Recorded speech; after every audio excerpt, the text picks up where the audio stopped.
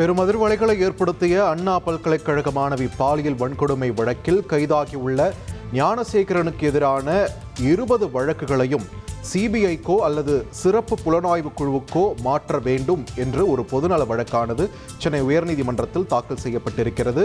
பாரதிய ஜனதா கட்சியைச் சேர்ந்த வழக்கறிஞர் மோகன்தாஸ் என்பவரது தரப்பிலிருந்து இந்த பொதுநல மனுவானது தாக்கல் செய்யப்பட்டிருக்கிறது. இது தொடர்பான முக்கிய செய்தியை பார்த்து வருகிறோம். செய்திகளை உடனுக்குடன் தெரிந்து கொள்ள உடனே சப்ஸ்கிரைப் பண்ணுங்க.